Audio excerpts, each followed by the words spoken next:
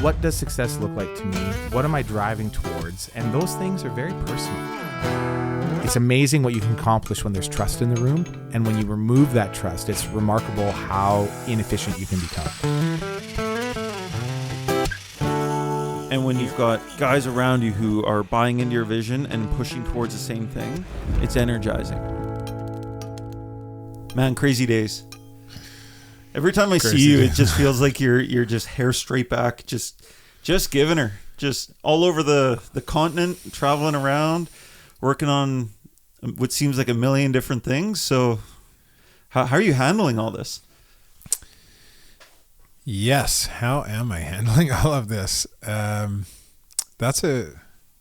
a great question. And the question that I've been asking myself is how should I be handling all of this? Because, and this is the continuous experience of an entrepreneur, is if you're growing, you're always in a space of facing something you haven't faced before. Mm-hmm. And so you never, for better or for worse, you never land in a space where you're like, everything's comfortable and familiar. And so, or maybe if you do, that's a bad thing. Well, and I think it's okay to have seasons like that if you choose that. Like, I think that there are people who grow their business to a certain place and they go, this is what I wanted. Yeah. Is this. And to grow to like double again is actually unattractive. And you go, no, and that's okay. Not every business needs to be Walmart. And fair enough. But if you're growing, then you're always entering new spaces where, okay, what do I do with this? And I feel like I'm in that right now. Like we're stepping into some really new stuff as a company, and it's really exciting and exhausting because mentally I'm in a space of, I call it decision fatigue. I got so many things to make calls on, and it's hard because a lot of it is unfamiliar territory for me. And so I'm being asked to make decisions about stuff I don't feel confident in.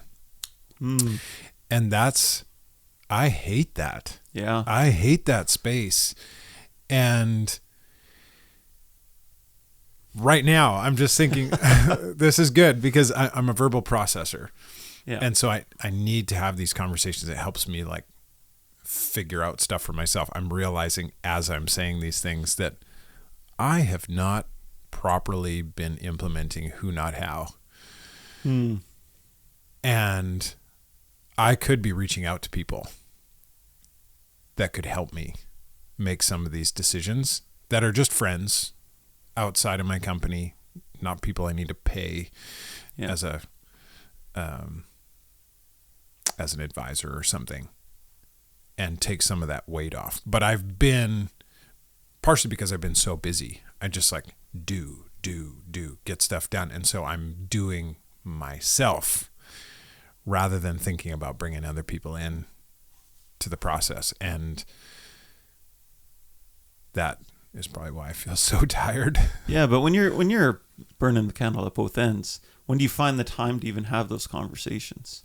Yeah, it's hard to get your head up out of the water enough to look around and go, where am I? Yeah. And I think that's part of why, like I remember years ago I did the Strengths Finder assessment, which leadership tool helps you figure out areas that you're strong. And I remember the final report, I don't remember like basically anything from that report other than the top recommendation that it gave me was schedule time for thinking. That's just like, and it's not even thinking through specific things. Yeah. Like it said, don't like put some time in your calendar and don't come to that time with a list of things to think about. Yeah. Just schedule an hour for thinking and just let your brain go where it goes. Yeah. Because Let it unwind. it needs that time to draw connections between things where it's not receiving new inputs and it's not being told, go this direction, go this direction, go this direction. And I think a lot of us as leaders, as entrepreneurs, need space like that to kind of pop your head up out of the water and go, okay, where am I? And so I'm totally in the thick of it right now. So yeah, it sounds great in theory, but have you been doing that? Not as much as I should. Yeah. I think I've had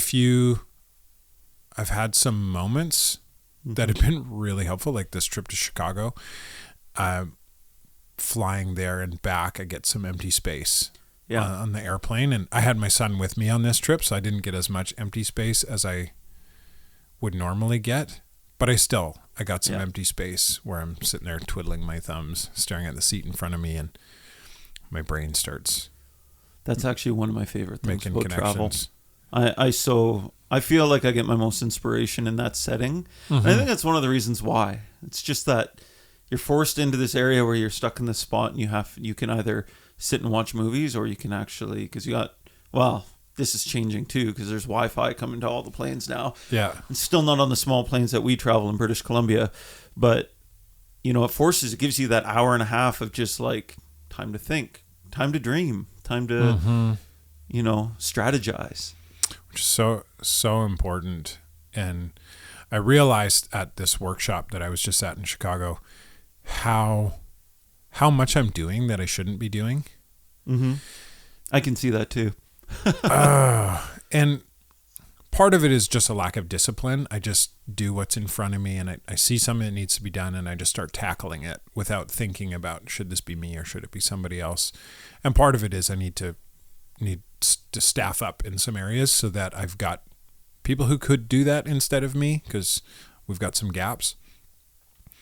But it's really bogging me down when my plate is full of all of these tiny little things that really, especially when they're not my strong suit, man, it just sucks the life out of me, drains me. And then I'm feeling exhausted. I'm feeling like I'm behind on things. And so then it's extra hard to schedule space to take a step back, try and look at the big picture and reorient. And so we're talking about opportunities. Like a lot of what's bogging me down isn't even just busy work. It's opportunities. And I know lots of different industries are feeling differently these days about the future. Some are booming, some are really struggling. But for all of us, as entrepreneurs, we're continuously in a space of assessing opportunities. Yeah. Even if your business is struggling, you've got a certain amount of resources, you've got certain people, you've got certain opportunities, and you have to make decisions about what's the best case scenario here. Even if you're laying people off, you're looking at the resources you've got and you're going, okay, with this set of people, with this budget, what's best case scenario? And when your business is booming, when you've got like people banging down your door to sign contracts and whatever, you're still doing the same thing. With these people that I've got, with this budget, what's best case scenario? What do I say yes to? What do I say no to? And I think this is the life of an entrepreneur. Being a leader is so much about being the guy who's making the calls on yes, no, yes, no. And it's hard. Yeah, you said earlier you feel like you're in decision fatigue right now because of you guys are going through a phase where it's like, and we're involved in this, like you're looking at joint ventures, partnerships, different markets, all kinds of stuff coming up for you. So what creates that fatigue? Like, Because most people feel like, oh, it's exciting. Like, growth is nothing but pure joy. But there's another side to it. I think I've been thinking about it this week, and I think a big part of it is actually just the fear of getting it wrong. Risk? Yeah. Because it's involved with risk? Yeah. It's a risk thing. And I think risk is a big part of what makes life exciting. Yeah. If there's no risk, then I don't know, just being an entrepreneur wouldn't be near as much fun. Yeah. If you don't like risk, being an entrepreneur is not for you. But there's a point at which that becomes a real heavy thing, mm-hmm. rather than something that adds a sense of excitement to what you're doing. Mm-hmm. And I think what probably a lot of us struggle with is when you're in leadership, your decisions impact much more than just you. Yeah. And so today I sat down with it was yesterday, sat down with a guy who I really want to hire. He's just stepped out of something that he's been doing for a long time, and he's got a really cool skill set that has incredible potential for some of the stuff that we're just beginning to get into. And I'm like, man, I want to hire this guy. But I'm looking at our cash flow and our budget, and we're just starting some of these things, and we don't totally know where they're going to go. And so if we bring him on, there's a risk of like, what if that doesn't really pan out? What if we start running down that track and realize, no, it's not the right direction? And then we've hired him on, and he's got young kids and whatever. And then what if we can't keep him? And it's like, oh, when you care about people, those decisions are hard. Yeah. I'm like, I don't want to mess around with this guy's life. And so I want this like really high degree of certainty of like, I'm 98% sure that we've got a great fit for him. That's going to be a long-term thing, and it's going to help the company be successful. We're going to be able to cash flow it. And I don't have that. Yeah. And I don't want to miss an opportunity because, man, this guy's amazing. And he could go off, and he's got other people banging down his door to go work for them, but he's excited about what we're doing. Well, and it sounds like the kind of individual you could build a job role around where he'll bring value either way. And there's a piece of that, yeah, where maybe there's more flexibility there. But this is just like one example of a whole. I've got 12 of these kinds of things on my plate right now. Possible partnership with another company out of province, and new development in a technology that's just emerging, and a potential partnership on a project just outside of town here that is the door opener to maybe something way cooler. But they've all got this element of uncertainty. Almost feels like you have too many ways, too many directions on which way you could go. But this is a side of running a business that people just don't see. It's just like people don't understand, because a lot of this, what you're saying, I super relate to, because I've been doing what I've been doing now for 12 years, and I've failed miserably before that with a roofing company that went bankrupt. And so every decision I make, I'm constantly not just thinking of, oh, what's best case, what's worst case, but it's just like, if our decisions we don't do our job properly, it's not like, oh, we just screwed over our own career.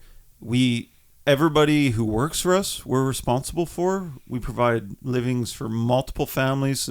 For me, I'm responsible for the trajectory and the living and the career of a lot of young men. And with my company, I have 3,000 customers we've worked for.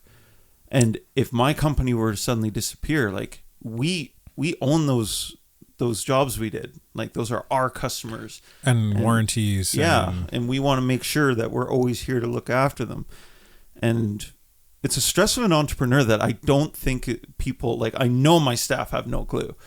It's just like, especially new guys who come in, they're like, oh, look at you and your role. And I honestly look at a lot of my staff very envious a lot of the time, where it's just like, I can't shut it off. I can't go home, because I'm part of some of the decisions you're making through our collaboration with our companies. And similar, I've got other expansions in the roofing industry that I'm really focusing on. And these things are just always on my mind. And not just for the opportunity of it, but the risk that's affiliated with it. Yeah. Whereas it's like, this is a big commitment. We're going to pour resources and time. And what happens if I partner with somebody and it just crumbles everything? Because it is like, there's risk involved in all of these decisions. And it's not like it's just my career or my business. It's every single stakeholder in the business that we're responsible for, that these risks could impact. It's every single customer we've done services for that it could impact. And it's a weight that I just don't feel like most people, especially not our staff, could ever understand. Yeah. So getting your head above water for a second, like how do you think we should be thinking about stuff like this? How do you want to approach stuff like this? Like not how are you doing it? Because often that is not the same as how you want to be. Curious. For me, I mean, we do a lot of things by feel. And I think it's really important saying no to things that are too far different from what your day-to-day already is. Yeah. And you want to be fine-tuning and building momentum around your niche and what you're doing at, and not getting distracted and pulled in too many ways. So having a general market, like for me and Ridgeline, residential light commercial is where we love. It's where we thrive. We're building our systems around that. And we are even to the point now where it's just like, we have multi-million-dollar jobs, buildings, not our scope of the work, but like potentially 6-figure projects that will approach us, that we are now deciding as a team, no, because it's not in our lens. It's not in our focus. Yes, we could do this project and go make lots of money, but it's going to be a big distraction towards what we're trying to build. It's going to go against what our culture believes, why we do what we do by bringing value to homeowners and customers. It's a distraction. So even though it's from a business standpoint, it's like great opportunity, big dollar signs. No. It's like the hedgehog concept from Good to Great, where it's like you've got the 3 circles of what could we be best in the world at? What are we passionate about? And what can we make money doing? And where those 3 overlap, it's like give all of your attention to that thing. And if it's only one of the 3, say no. Yeah. And this is where, like, even through our collaboration, because my roofing company and your solar company have a lot of overlap in what we do. And we've been working through this. How do we do what we both want to do so well, but like, how does it make sense? And what we've even come to the conclusion on, and I think it was even your team who realized this as much as ours, was like, Ridgeline's passionate and it makes sense in the residential light commercial space. Yeah. All the industrial mega projects where some of your team is very passionate and wants to pivot to, like, that's great. But you guys do you. Let's take the area that we're already moving in and very passionate about and building systems around, and let's just focus on that. And even in this decision, like, my hope and prayer is that through our joint venture, our merger, that because we're taking that component of your business, of the residential, like, commercial sector, it'll free you up so you can focus more on the opportunities that are truly in your guys' wheelhouse, in what you want to pursue and grow and develop. Yeah, I think that's a key lens, is that asking ourselves, like, is this us? Because there's always going to be opportunities that could drag you into areas that aren't where you want to go. Yeah. And that's a trap for us as business owners. Like somebody comes and goes, "Hey, I got this huge contract. There's all this money to be made and we'd like to work with you." And you go, "Oh, awesome." And it's easy to miss the fact that it's a new direction. Yeah. And so we've got some of that right now. And so this has been part of the wrestle for me is I know even in the book, Good to Great, where he talks about this hedgehog concept, these 3 overlapping circles, and this high degree of clarity of like, this is who we are as a company, and how often it's not until like a decade or 2 decades into the existence of the company that people really come to that high degree of clarity. And so I'm going, we're still a really young company. We haven't been around that long. And so I've got this sense of like, here's our 3 circles and here's how they overlap. But I also know that we're evolving. We're growing, we're developing. And so then when some of these new opportunities come across our path, I go, okay, so that's different than what we've been for the last 5 years. But could it be the right direction? Because like I'm connecting with a business owner this next week from down in the States. And my conversation with her is like the reason I'm connecting with her is she owns a company that started very similar to how we started and has since grown into something actually pretty different. And some of what she's doing now, I'm going, that kind of feels like the trajectory we're on. And so I want to hear from her. Like, what was your story? How did you go from starting as this little residential solar company to growing into some of these other things that you're doing? And why did you make those shifts? How did you know it was the right move and whatever? Because we're all on some kind of journey of growth and development. And for some people, it's like, yeah, I started as a residential HVAC company, and 20 years later, I'm a really awesome residential HVAC company. And some people start there and grow into something totally different, and they do engineering for industrial complexes. And they started as a little residential HVAC company, but just the way the opportunities came, they started branching into other things. We made this strategic hire for this one project. And then because we had that skill set, then that guy started opening up doors in a new area that we'd never worked in before. And there was those opportunities turned out to be really awesome. So we started doing a lot more of that. And we actually left a bunch of the HVAC stuff behind.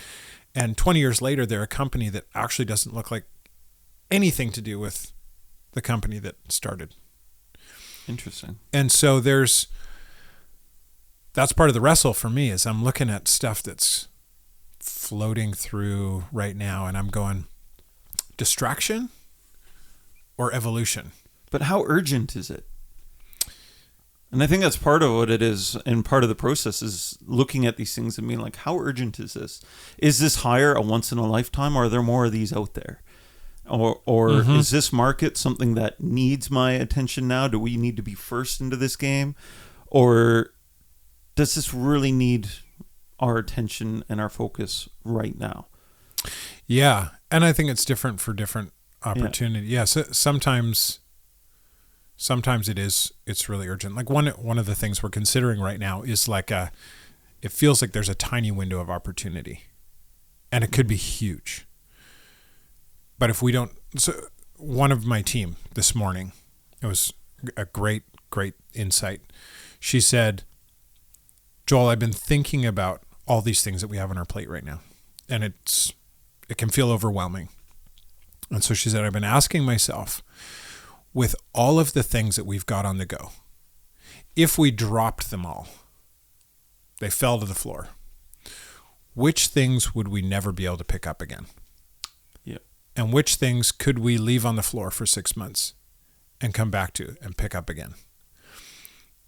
And I thought that's a really helpful That's really good. way of narrowing some of this stuff, because everything feels urgent.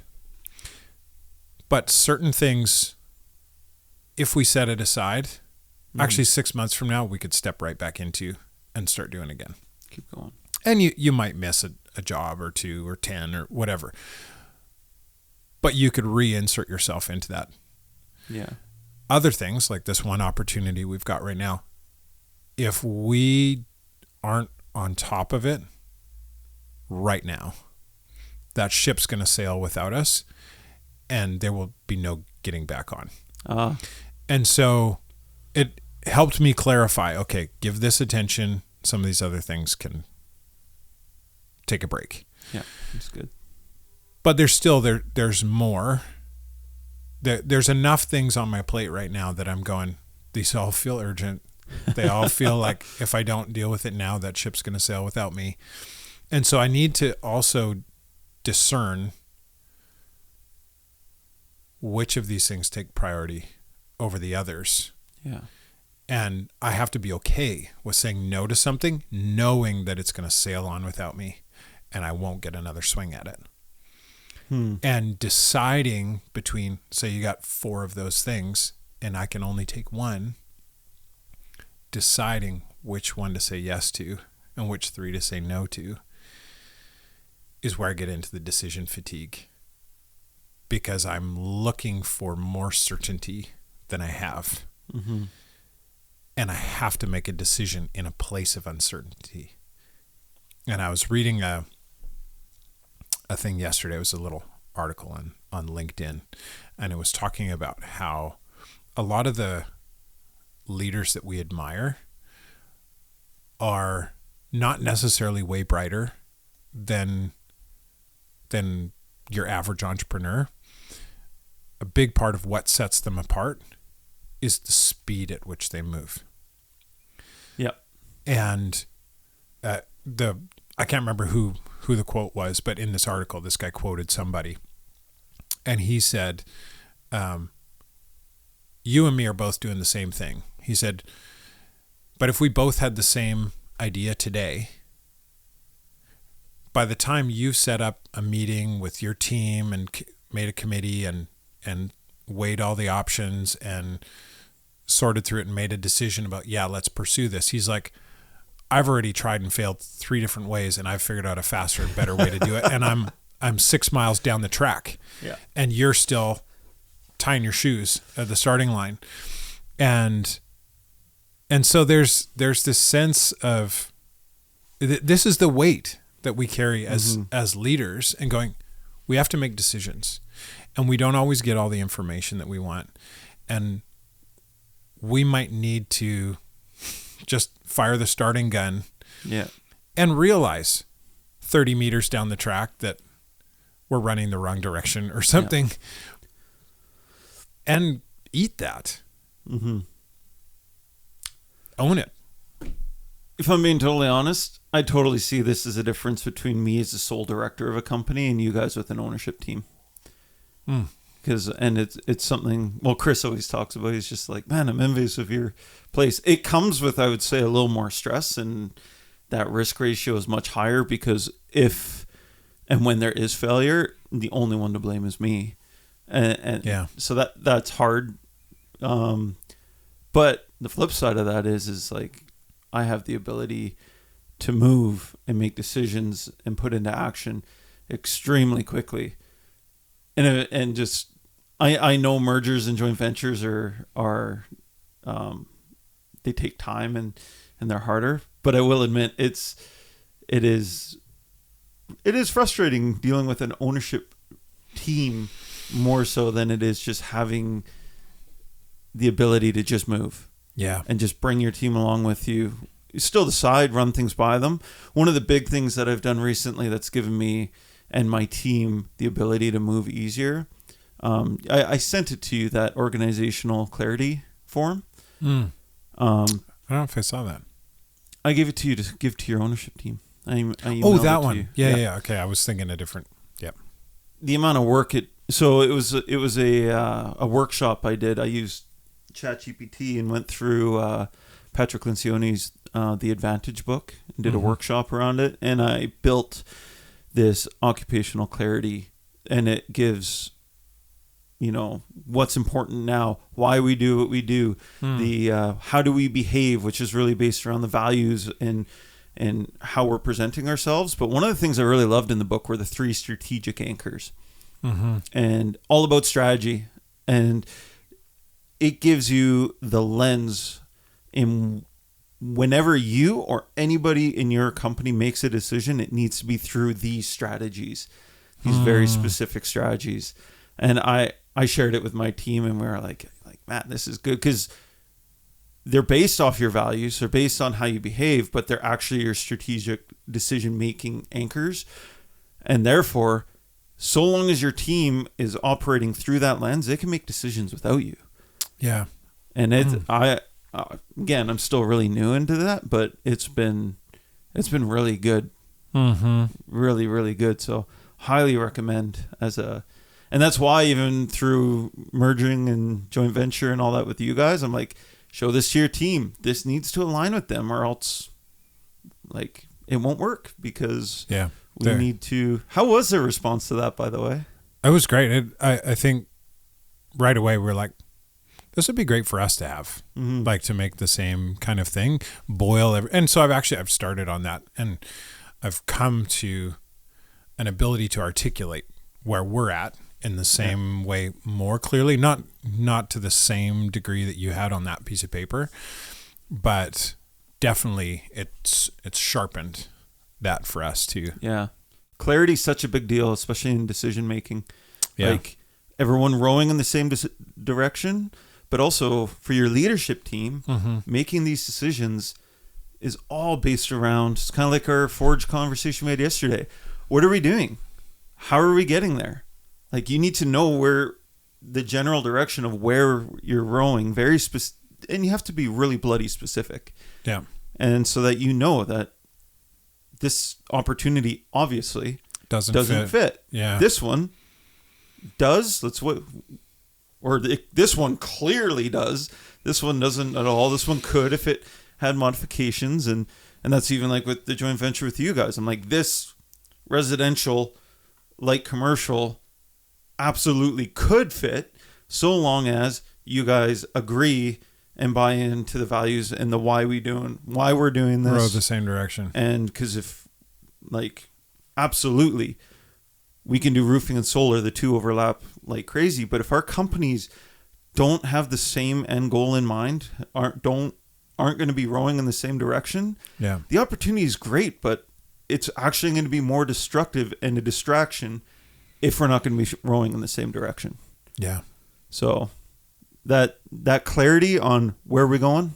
Yeah, The Advantage, Patrick Lencioni, such a good book. Okay, I haven't done that one. I just finished going through his Death by Meeting.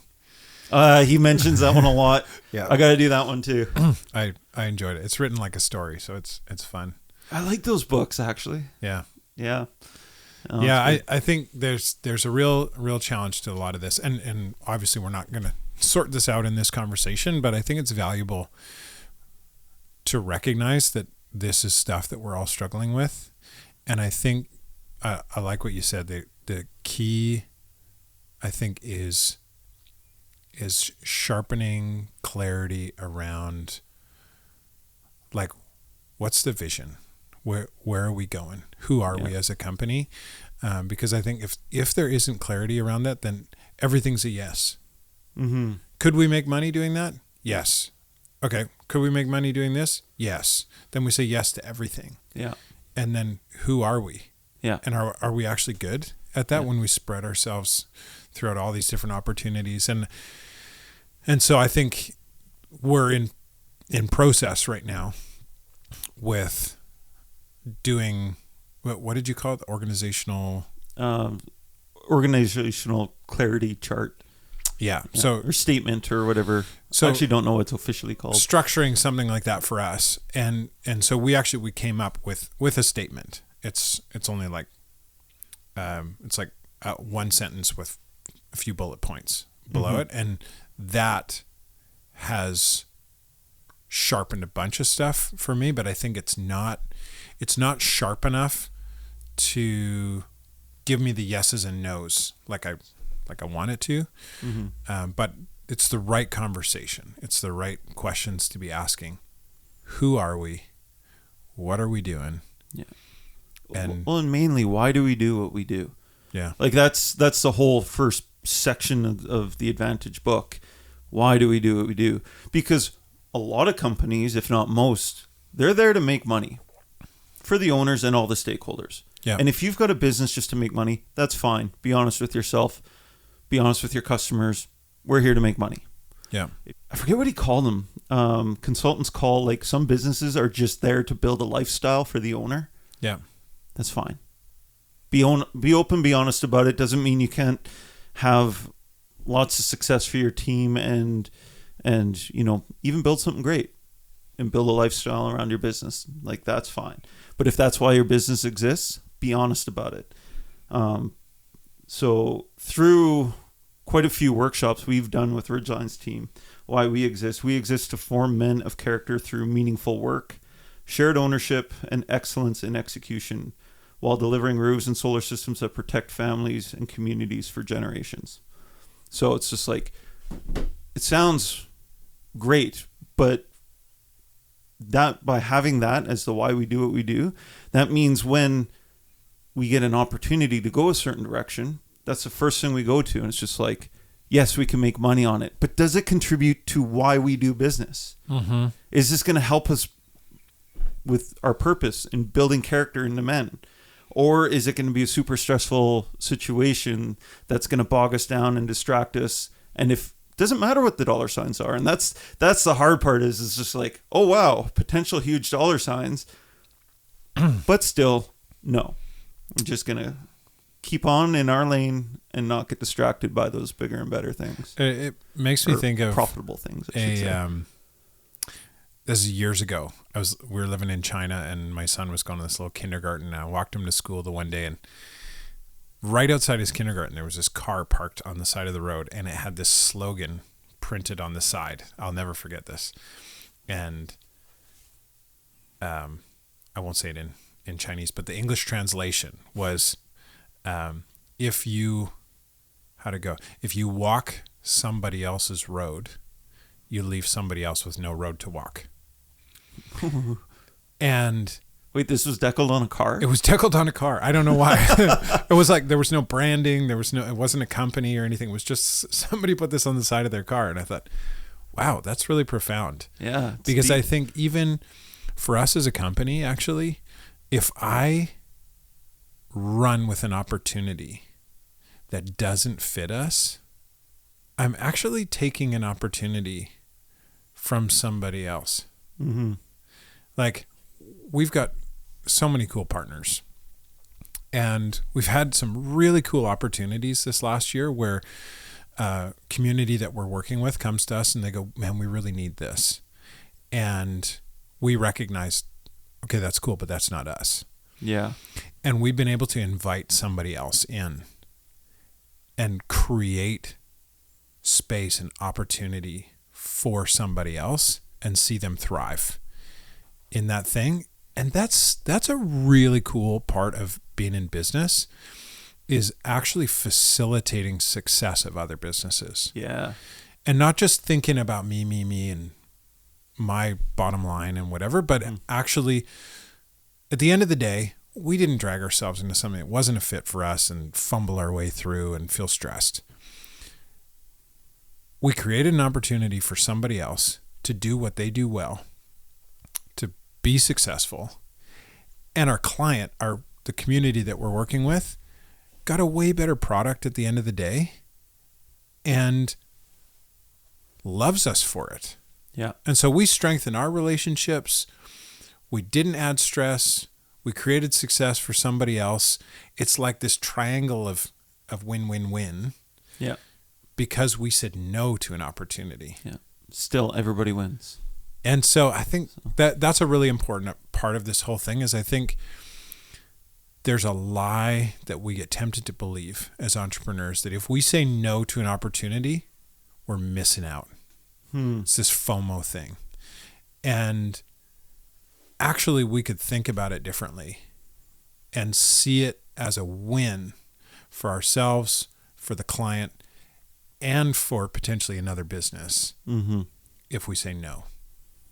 And I need to think more about that, because some of the things that I'm sorting through right now, maybe that's exactly the thinking that I need. Well, and the temptation is real. It's like, for anyone who's following this podcast knows me, and like, I love to grow. I love the idea of getting bigger and giving opportunities, not just to the company, but to more people, and the more the merrier. And when you've got a really strong, like, ambitious growth mindset, when there's like legit opportunities right in front of your face, it's really hard to be like, yeah, no, great opportunity. We could make money at that. We could benefit from this, but still, no, like, really hard to do. Yeah. Really hard to do. I do find for some people it's really easy. They just hyper focus on their very small shop and don't let anything get in there. And honestly, I see them actually live a very fruitful life and have a very easy to manage business, and right on, good on them. I think we need those businesses in the world. Yeah. But that's not me. I'm all about the next step, getting bigger, getting better. So it really makes it hard to take all the opportunities and to weigh them and actually say no. In fact, I've actually heavily jeopardized my current company because we wanted to expand, and we expanded it. We had a season where we actually didn't have much opportunities, and we forced opportunities because we felt like we were tapping out our market share, and our solution was to make more market. So we expanded into other trades, even though there was nobody in-house who actually knew how to do those trades. So we actually tried to force new markets, and it almost crippled us for a few years trying to expand into things that weren't in our niche, that were just a huge distraction, huge pit of money. So yeah, it's a tough one when you've got that really ambitious growth mindset to actually stay focused. Yeah. Pay attention to, why you're doing what you're doing. Make sure your team's all rowing in the same direction. You're not focused. You're not being distracted by opportunities that seem great, and they very well might be great. And that's the real thing here. Like, they could be great opportunities, but still. Yeah. And that's how I think some people end up in things that they totally weren't made for. And I know people who are in some position in some super successful company or even own the whole thing, and they don't like their life. Yeah. And it's like, how did you get there? And sometimes it's just, somebody offered me $4 million to do this project. And I thought, man, that's really good money. And so I said yes. And then that project rolled into another one. And that project rolled into another one. And now I'm 30 years down the road, and I've spent 30 years doing work that I don't like because the money was always there. Yeah. And it's like, oh man, that's sad. But they didn't have a grid to say, you know what, even though the money's great, this is the wrong fit. I see that a lot with workers in Northern Canada because we've got lots of camp work up here. And there's good money to go work in a camp. But I don't know many of them who go work camp jobs or go spend a month on the oil rigs in Alberta and like making mad cash, make more money than I do as an entrepreneur. And it's still like, it's a hard life where they rarely see their families, and they're surrounded by not the best influences and around pretty rough people, individuals in an industry that they really don't care about. It's pretty meaningless, not purposeful work. And but the dollar signs can just be so distracting for us as humans. It's just sometimes we get caught chasing the money. Yeah, and I like Dan Sullivan as that principle, always be the buyer.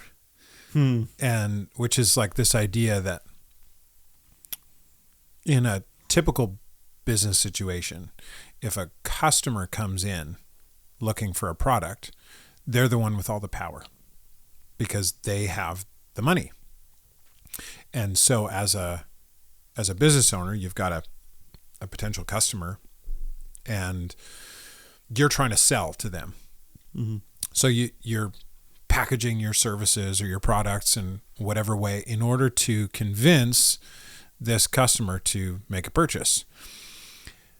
But at the end of the day, that customer, no matter how nicely you package it, no matter how good of a fit it is for that customer or not, whatever, they are the one that has the power because they can say, yeah, here's my money.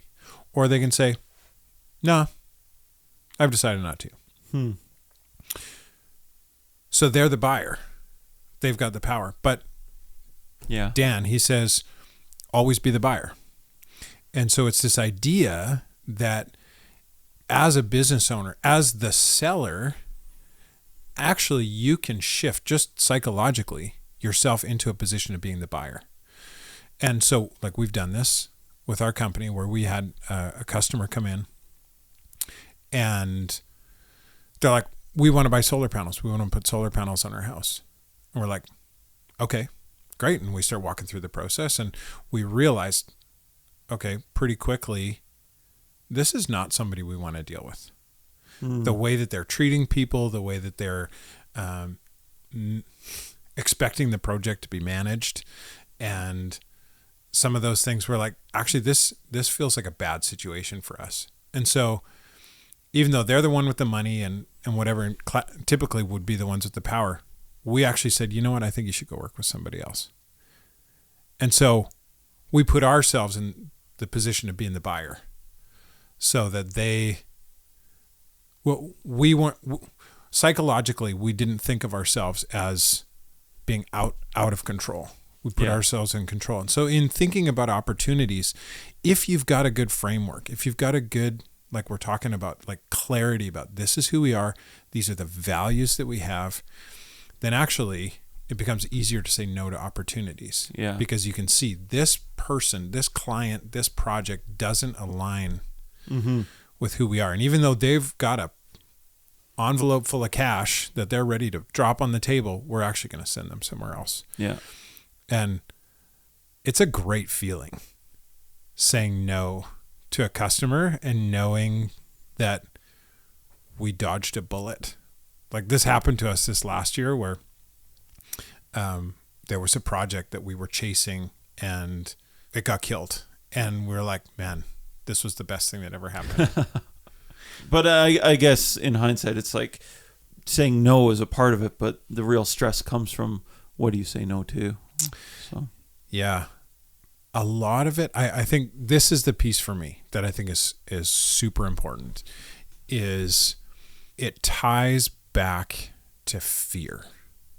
Fear is the root of all of this. Like either fear that I'm going to get something wrong and make a mess, like really screw stuff up, hurt people, whatever, or fear that I'm going to miss out. Yeah.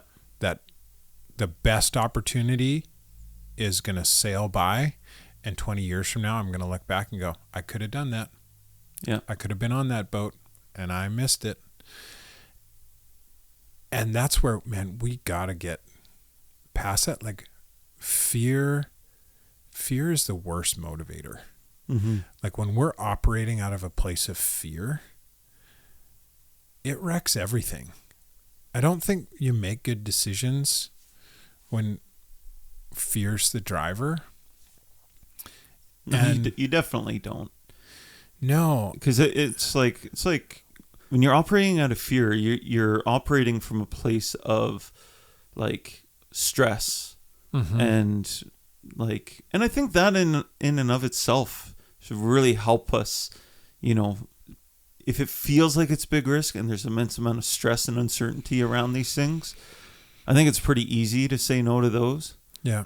But, you know, a lot of the opportunities that I see us facing, sorry, it's just kind of combating what you're saying a little bit with a lot of the opportunities we're seeing, we have to trust either the people around us or somebody on our team or a new partner or what have you. Mm-hmm. And if there's a fear or a lack of trust in those two things, then it makes it extremely hard. But I genuinely think it really comes down to those two things. It's like, is this in our capability to, just put into the direction we're rowing? If not, is there a partnership where I deeply trust somebody to take this and run with it, where it's not going to just be a distraction to me, but I can empower either this person or this company or this member of my team to take this and go. Otherwise. And it's another great question that I'm just thinking I need to ask myself for a bunch of the stuff that's on my plate right now is, would I be okay if I let this go? And even if it was a great opportunity, like even if it blew up into this huge thing and I didn't get to be a part of it at all, like, would I be okay? And if not, why not? Yeah. Because I think we wrap our life, our identity so easily into our success of our companies and reputation, how people see what we've accomplished. And I think, man, if we need that, like if we need, like we've got this opportunity right now. We're developing this product that is not really on the market right now. It's got potential to go to all kinds of interesting places. And we could be like on the cutting edge of this thing. And man, it could go huge. Yeah. Like on the grand scale, like it could go across the world. And is that likely? I don't know. Probably not. But it could. And I think it might even be in some situations important to say no to some things like that, just to re-cement the fact that who I am and my ability to be okay is not connected to these things. Like I remember reading this habits book years ago, and this guy was talking about how every month he chose something he loved and gave it up for a month. Oh, chocolate one month, coffee the next month, movies the next month, whatever. And he said that the reason was, like, it wasn't a health thing or whatever. He said the reason that he did that, he said, I just want to affirm to myself over and over and over that I'm still in control, that none of these things have mastery over me. If I can't go without coffee for a month, I'm not in control of my life. And so he's like, every month I choose a different thing, but it's something that I love. And I think as business people, sometimes we might need to do some extreme things like that. And say no to a cool opportunity, just to reaffirm for ourselves that money isn't our master. Yeah. Or reputation of success isn't our master. Because you don't know that unless you miss stuff. Mm-hmm. Like unless you make a choice to say no to something and let it go. Yeah. Let it sail on without you. If you can do that, then you know you're in control. Well, and also, what's wrong with how things are right now? If you just kept doing what you're doing as is with your current team, is that so bad?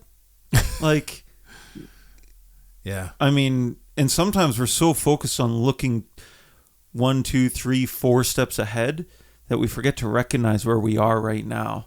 And we are right now where some people are trying to get to, and we don't actually recognize and be thankful and appreciate what we have just in our day-to-day right now. Totally. So it's just like, do we really need any opportunity right now? No, I'm good with what I have. But this one's just so glaringly good and so fits with where we're going. I think we'll jump on that one. Yeah.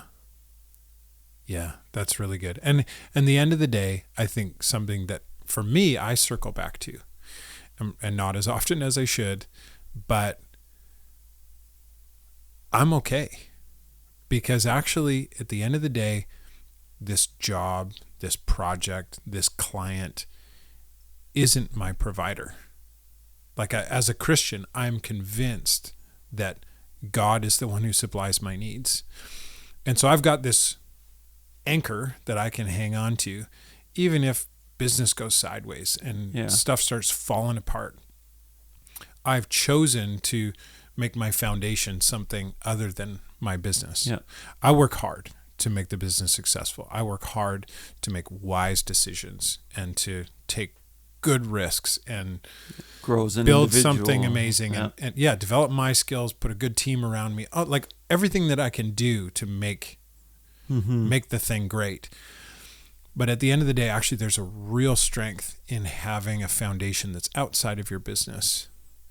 Because if I need that business, if I need everything to go right there in order for me to be okay, that's a really fragile position to be in. And sometimes I forget. And I start building my world around my business and I start thinking about the decisions that I've got to make, like they're life or death kinds of things. And if I get this wrong, it's going to wreck everything. And I got to remind myself that, okay, no, that's not actually the truth. Yeah. And that's life. Lean not on your own understanding sometimes. Make decisions in faith. Yeah. It's hard. So and so we're on a journey. We're learning. Even in this conversation, I feel like I've gained some clarity. I still don't know what to do about a lot of the stuff that's right in front of me, but I'm moving forward. I'm committed to not sitting on my hands and just giving up. And I'm going to trust that the wisdom will come where it's needed, and that even if things go sideways, that I'm okay. You're going to be good. I know you are. I see where you and your team are growing, and I'm excited for these coming days for you guys. It's going to be good. It's going to be a heck of a season. So, yeah, we better call it there. But it was a good conversation, man. Yeah, I appreciate it. Appreciate you coming in, Joel. We will catch you guys next time.